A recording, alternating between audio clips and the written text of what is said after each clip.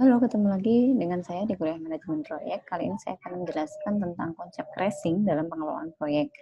Bahan kajian yang akan kita bahas kali ini nanti tentang kurva biaya waktu, cost loop, dan crashing program.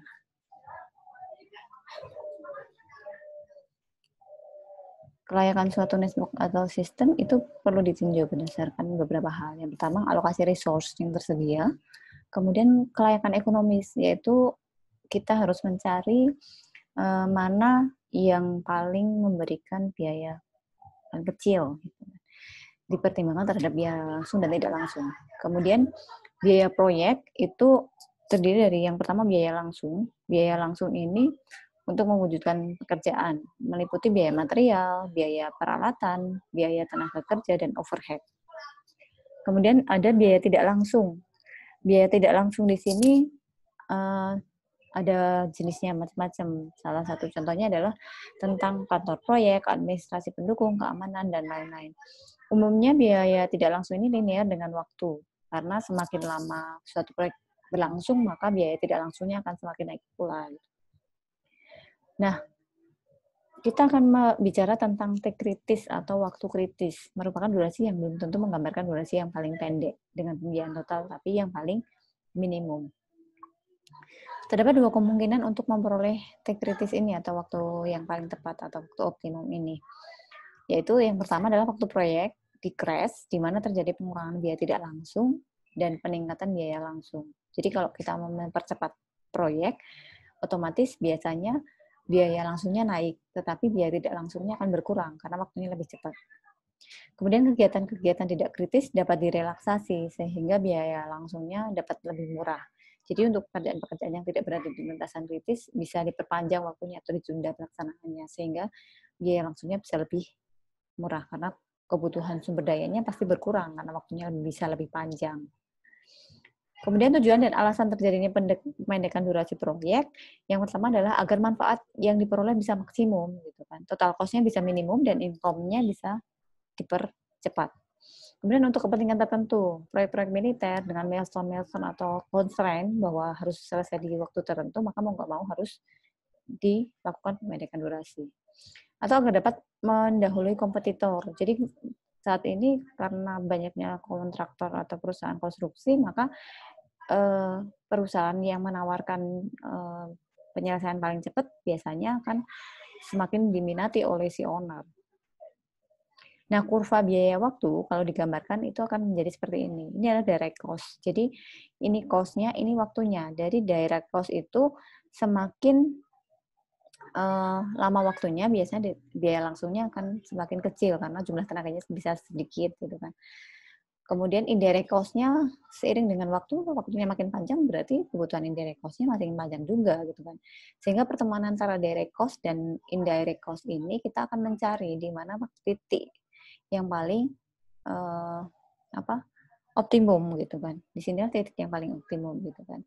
Nah, ini harus dicari di mana total cost-nya yang paling sedikit atau minimum. Jadi sebenarnya kalau dilihat gabungan dari dua grafik ini total cost di sini paling rendah, gitu. Tapi kita akan mengambil durasi yang paling optimum. Jadi di sini cost-nya belum tentu paling sedikit, tetapi ini adalah waktu atau pilihan yang paling oke untuk sebuah proyek. Nah, kurva biaya waktu kita ada istilah durasi normal, waktu yang diperlukan untuk menyelesaikan kegiatan dengan sumber daya biasanya yang tersedia tanpa treatment apapun. Kemudian normal cost adalah cost untuk durasi normal tersebut. Nah, scheduling adalah pengaturan jadwal kegiatan termasuk koordinasinya untuk mengetahui kapan proyek tersebut bisa selesai. Kemudian data durasi normal dan cost normal itu bisa diperoleh dari yang pertama statistik terhadap proyek-proyek yang telah dilakukan sebelumnya atau dengan asumsi teknologi, metode, peralatan, kemudian kompetensi dan tenaga kerja yang sama dari proyek sebelumnya. Nah, waktu tersebut mungkin bisa diperpendek dengan konsekuensi cost-nya naik karena memerlukan input tambahan yang disebut crashing program.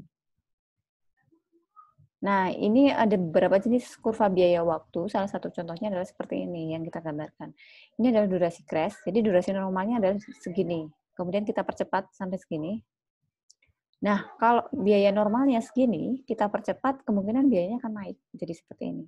Kurang lebih hubungan crash dengan normalnya adalah tangan atau C. Nah, prosedur pembuatan kurva, yang pertama pilih beberapa metode, kemudian tetapkan durasi dan direct cost masing-masing, baru dibuat grafiknya. Tidak selalu miring atau garis lurus atau linear. Ada yang nanti berbagai metode bisa kita lakukan. Cost slope itu bisa kita peroleh dari cost crash dikurangi cost normal, dibagi dengan time normal dikurangi time crash. Nah, contohnya ini. Untuk kurva di samping ini, kita punya waktu normalnya adalah 16. Kemudian dipercepat menjadi 11.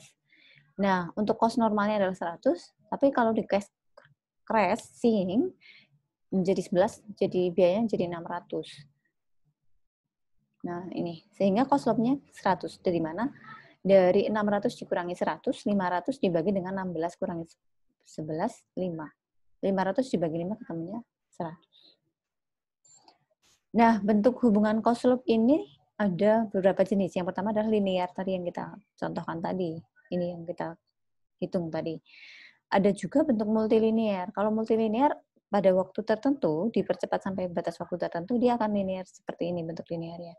Tetapi kalau dipercepat lagi dia grafiknya menjadi agak lebih tegak. Jadi perubahan biayanya cukup signifikan ketika dipercepat lagi. Jadi maksimumnya atau optimumnya mungkin cuma dipercepat sampai 12 kayak gitu.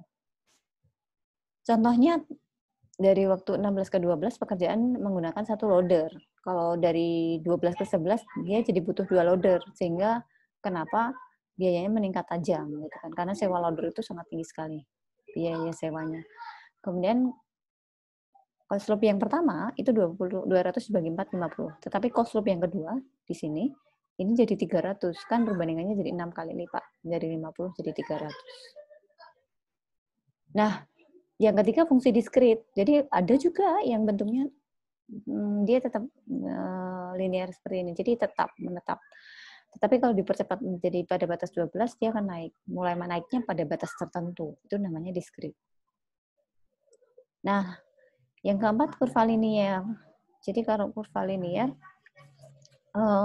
mungkin non linear maksudnya, bukan non linear. Jadi kalau kurva non linear itu normal cost slope-nya itu tegak pada batas tertentu, kemudian dia akan berubah pada sampai batas tertentu dan berubah lagi pada batas tertentu. Jadi kalau ini contohnya dia menggunakan satu grader, ini menggunakan 2 grader, ini menggunakan 3 grader, dan ini menggunakan 4 grader. Jadi yang keempat ini non linear. Jadi kurva multilinear mungkin juga bisa disebut di sini. Jadi ada linearnya, ada melengkungnya.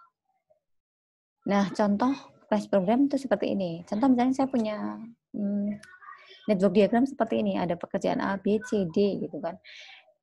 Waktu normalnya untuk A adalah 8. Dia bisa di-crash sampai 4. Kemudian yang B itu 4 bisa di-crash menjadi 2. Yang C 3 di-crash menjadi 2 bisa, dan D ini dari 6 bisa di-crash sampai 3 gitu kan. Nah, sekarang bagaimana perhitungan untuk crash programnya gitu kan. Kita perlu menghitung dulu network diagramnya di mana lintasan kritisnya gitu kan. Jadi yang di crash itu justru pada lintasan kritis. Jadi untuk pekerjaan-pekerjaan yang sudah hektik kita crash lagi, karena kalau nggak di lintasan kritis nggak mungkin durasinya akan berkurang gitu kan, karena durasi lintasan kritis biasanya menempati durasi yang paling panjang di sebuah proyek. Nah, tidak semua kegiatan perlu di crash. Dari tabel tadi kita lihat nih, ada pekerjaan A, B, C, D gitu kan. Kemudian kita tabelkan. Jadi waktu normalnya 8, ini menjadi bisa di-crash menjadi 4. Nah, kita perlu perhatikan biaya crashing-nya gitu kan. Mana yang perlu di-crashing, kita harus cari cost slope yang paling kecil. Oke. Sehingga T normalnya tadi 12 kalau dihitung berdasarkan grafik atau network diagram tadi. Dari mana 12? Dari perhitungan ke depan dan ke belakang. Jadi 8 ditambah 4. Kalau ini kan 3 tambah 6 cuma 9. Jadi kita ambil yang terbesar kan 12 nih. Jadi time normalnya 12 dengan cost normalnya adalah 1.900. Kemudian jalur atas itu bisa di-crash dari 12 menjadi 6. Kenapa? Kan jalur atas AB tadi. 4 tambah 2, 6. Kemudian jalur bawah itu 9 kan tadi. Bisa di-crash menjadi 5. 2 tambah 3. Karena jalur atas hanya bisa di-crash menjadi 6, jadi yang bawah nggak perlu di-crash sampai 5 gitu kan. Ngapain gitu kan? Karena mau nggak mau paling maksimal bisa menjadi 6 aja gitu kan. Dan maksimal bisa kritis semua gitu. A dan B di-crash seluruhnya. Kemudian antara C dan D dipilih CI yang terkecil, yaitu D. Jadi kan C dan D ini kalau jumlah 9, tetapi karena A, B itu bisa 6, berarti ini harus dikurangi 3. Gitu. Kita harus pilih antara C dan D yang paling kecil koslopnya, berarti yang D yang kita kecilkan. Kan butuh 3, pas nih. 3 kita crash menjadi, dari 6 jadi 3.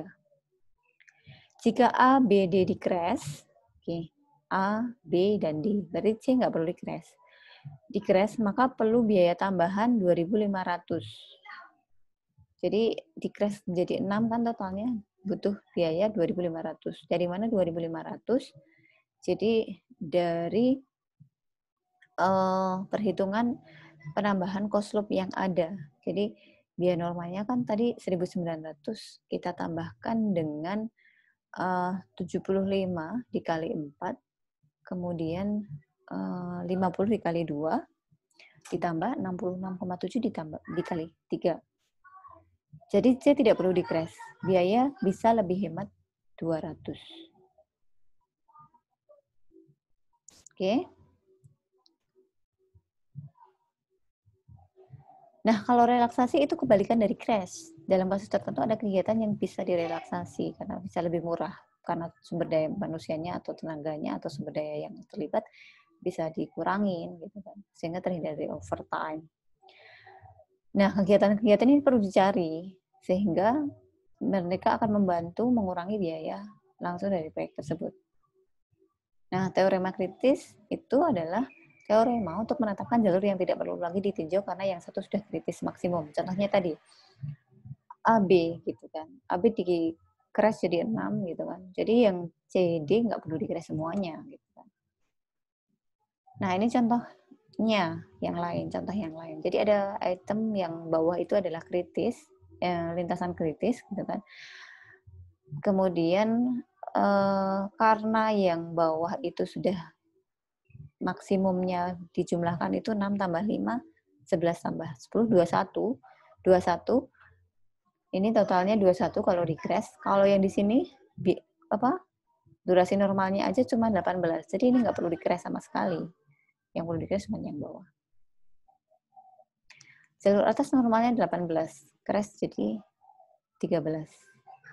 Tetapi nggak perlu di crash sampai 13 kan, karena jalur bawahnya normalnya 30, crash jadi 21. Gitu kan. Jalur kritis sama dengan jalur bawah. Jika bawah di crash, waktu turun menjadi 21. Lebih besar, masih lebih besar dari jalur normal yang atas. Oke. Kalau ini, di crash yang bawah memerlukan proses crash yang atas juga. Kenapa? Karena ini 6 tambah 5 tambah 10 berapa? 21. 21 kalau atas kita jumlahkan crash, durasi normalnya jadi 34, ya kan? Ini 21, ini 24. 24 sama 21 kan masih besar yang atas. Jadi atas masih perlu di crash, paling nggak sampai 21. Jalur kritis tidak boleh pindah, harus sama-sama kritis. Jadi tidak boleh ini di crash sampai kurang dari 21. Maksimumnya ya 21 sama-sama kritis, itu masih boleh. Nah, proses untuk meng-crash yang pertama tetapkan time normal dan time crash-nya. Kemudian cari jalur kritisnya, cari kegiatan non-kritis yang tidak perlu di crash dengan teorema kritis tadi atau eliminate. Kemudian tabulasi time normal, time cost, cost normal, dan cost crash-nya. Habis itu hitung cost loop-nya. Hitung waktu proyek versus cost-nya. Nah, crash jalur kritis mulai dari cost loop yang terkecil, kemudian sampai dengan maksimal atau jalur kritis baru terbentuk. Jika jalur kritis baru terbentuk, maka crash secara simultan dengan cost loop minimum. Kemudian kerjakan simultan dengan kondisi krisis yang terbentuk lainnya. Cek jika tercipta float untuk kegiatan lain. Kemudian jika ada periksa pula apakah perlu direlaksasi untuk mengurangi cost-nya. Selalu cek grafik cost waktu pada setiap cycle-nya. Teruskan sampai waktu crash-nya maksimum. Masukkan atau integrasikan biaya overhead dan atau indirect cost-nya. Kemudian hitung total cost-nya. Nah, ini untuk prosedur dalam melakukan crashing program.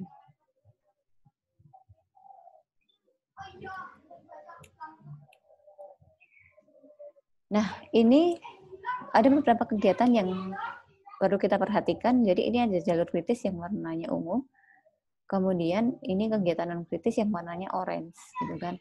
Kemudian kegiatan yang tidak perlu di crash itu yang warna biru tebal ini, gitu kan. Nah, jalur kritis ini yang akan kita crash pastinya, gitu kan. Nah, karena yang biru-biru ini tidak berada di jalur kritis, jadi nggak perlu di crash. Kenapa? Karena pasti nilainya lebih kecil. Ke sini itu 10, ini cuma 5, gitu kan.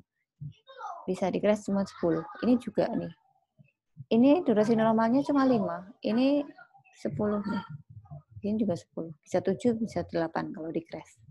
Jadi untuk pekerjaan-pekerjaan yang tidak perlu di crash perlu kita identifikasi seperti ini. Yang non kritis juga perlu kita identifikasi. Nah, kalau ini masih perlu di crash, kalau yang kuning ini. Nah, kita perlu identifikasi pekerjaan mana yang bisa di crash, pekerjaan mana yang tidak perlu di crash, dan pekerjaan mana yang bisa direlaksasi. Nah, ini adalah kegiatan yang dapat di crash tadi, gitu kan. Jadi hitungannya kita pakai data yang bawah. Ini 5, kemudian kita tambahkan 10, kemudian kita tambahkan 15, kemudian dari sini kita ke sini kita tambahkan dengan 10, ini durasi normalnya, gitu kan. Ini dari 30 ditambah 19 jadinya 49. Tetapi dari sini 40 tambah 10 ketemunya 50. Nah, ini prosedur kegiatan-kegiatan yang dapat di crash. Jalur kritis kegiatan non kritis, tapi perlu di crash. Nah, untuk perhitungan biaya crashing, ini contohnya nih, simulasi aja nih contoh. Jadi project itu awalnya durasinya 70 dengan biaya normalnya adalah 6.600 gitu kan. Dengan aktivitas yang tadi ada di sini, kita bisa mensimulasi nih. Ternyata untuk pekerjaan dengan durasi 69, jadi aktivitas 7 yang ke-8 itu durasi normalnya 10 dikira menjadi 9, kemudian direduce 1 hari aja kan dari 10 ke 9, itu slope-nya 50. Sehingga kita bisa menentukan bahwa setelah di crash biayanya menjadi 6.650 gitu kan. Kemudian di durasi 68 itu mengeliminate dari 5 ke 6. Jadi dari 10 ke 8. Slope-nya 25. Total durasinya jadi 6.700. Total cost-nya jadi 6.700. Durasinya 65 itu jadi 7.150. Baik di 4 ke 5 atau 4 ke 6 yang dieliminate. Jadi kita mengeliminasi 3 hari.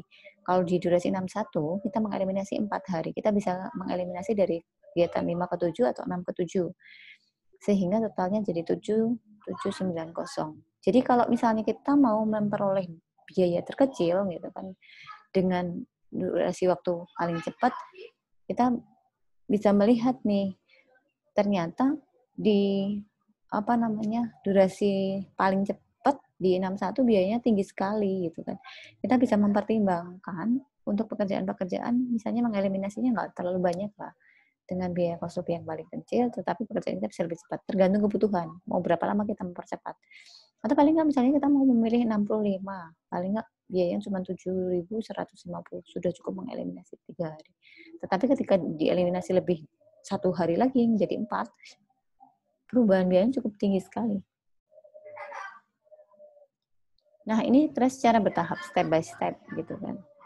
Ini caranya dengan biaya crash yang ada gitu kan. Ini kita bisa lakukan. Kita coba dengan simulasi tadi gitu kan. Untuk durasi 61, untuk durasi 65, untuk durasi 68, 69, 70 gitu kan. Ini bisa kita lihat di sini simulasinya. Nah, network setelah di crash maksimum menjadi 61 hari, itu akan menjadi seperti ini. Tapi biayanya cukup tinggi tadi. Nanti bisa dilihat di modulnya ya, lebih jelasnya. Nah, ini contoh prosedur heuristik untuk meng-crash juga gitu kan. Jadi kalau indirect cost-nya segini gitu, overhead atau indirect cost-nya segini, ketemu total cost-nya akan menjadi seperti ini. Jadi kita mungkin akan mencari biaya yang enggak paling rendah, tetapi yang paling optimum. Nah, ini tadi dari simulasi kita tadi, dari durasi 70 gitu kan, total cost-nya segini, 69, total cost-nya segini, 68. Nah, ternyata durasi 68 yang paling optimum. Yang paling optimum untuk bisa dipilih menjadi crashing-nya. Kalau sampai 61 tadi biayanya cukup tinggi. Nah, ini tadi, jadi prosedur dari pekerjaan-pekerjaan yang kita crash tadi, setelah dilakukan simulasi, kita bisa menentukan bahwa ternyata nggak durasi paling cepat yang menentukan biaya paling rendah. Gitu. Ternyata ada durasi tertentu yang akan memiliki total cost paling rendah. Total cost minimum adalah pada hari ke-68. Nah, perlu dicari kegiatan mana yang perlu diperpendek agar extra cost minimal. Ini tadi perhitungan cost loop. Petunjuk praktisnya, perhatikan jalur kritis, cari cost loop minimum, lakukan crash pada jalur kritis. Jadi yang perlu di-crash adalah jalur kritis lagi. Kemudian gunakan program linear atau metode simplex. Tadi bisa pakai simulasi tadi. Seluruh persamaan harus linear. Variabel keputusan itu adalah X1 merupakan pemendekan dari masing-masing kegiatan. Nah, jadi X1 itu berapa lama kegiatan satu perlu di-crash, kemudian berapa lama kegiatan A perlu di-crash, kayak gitu. Kemudian fungsi tujuan untuk menurunkan jumlah penambahan biaya, biasanya kita lakukan perhitungan cost loop tadi. Nah, selain itu perlu memperhatikan kendalanya juga. Berapa sih batas maksimum pemendekan gitu kan? Jadi harus ada maksimum batas pemendekannya gitu kan. Kemudian kita perlu mencari kegiatan-kegiatan kritis itu kira-kira bisa dipercepat sampai seberapa. Itu kaitannya nanti dengan perhitungan probabilitas pekerjaan bisa dipercepat sekian hari yang pernah kita hitung di video sebelumnya. Target pemendekan adalah jumlah pemendekan dalam jalur kritis harus sama dengan percepatan yang diinginkan. Kemudian kendala program linear, kita harus selalu melihat slope-nya. Jadi tadi harus diperhatikan benar-benar mana yang bisa di-crashing, mana yang enggak. Jadi yang utama adalah jalur kritis tidak boleh pindah. Jadi jangan memindahkan jalur kritis. Kalau yang tidak kritis tidak boleh lebih pendek dari jalur kritis yang ada. Nah, contoh kasusnya ini nih. Kegiatan A ke B itu adalah kritis. Jadi float loop-nya adalah 8 ke 6 sama dengan 2. Supaya jalur kritis tidak pindah, maka XA plus XB dikurangi XC harus kurang dari atau sama dengan 2. Jadi kalau sama dengan 2, dia sama-sama kritis. Kasus yang kedua ini. Jadi A ke B dan C ke D, keduanya merupakan jalur kritis sehingga didapat persamaan XA plus XB sama dengan XC plus XD. Atau kasus ketiga ini dapat diuraikan menjadi 3 loop atau 3 jalur. Jalur yang pertama, nah ini. Jadi ada A, B, C gitu kan, didapat persamaan XA dikurangi XB plus XC kurang dari sama dengan 2. Kenapa? Karena ini 20 dan ini 12 sama 6, 18. Nah, kalau yang ini XAD, XA tambah XC sama dengan XB tambah XE. Berarti sama-sama kritis. Atau sama dengan yang contoh kedua tadi. Ini loop yang ketiga. D, E, dan C. Didapat XE gitu kan. Kurangi XC plus XC kurang dari sama dengan 2. Jadi ini 18, ini 16. Selisihnya ada 2. Nah, ini kalau misalnya mau dibaca lebih lanjut, lebih detail tentang flowchart yang harus kita perhatikan ketika menyusun crashing program, kurang lebih adalah seperti ini. Jadi, kalian perlu memperhatikan langkah-langkah ini agar ketika melakukan pemendekan atau crashing program di proyek itu tidak mengalami kendala. Oke, itu sharing tentang crash program dari saya. Ini adalah slide terakhir yang bisa saya bagi ke kalian. Mudah-mudahan bisa membantu dalam memahami crashing program. Mungkin ini saja video kali ini. Sampai ketemu di video-video yang lain. Sampai jumpa.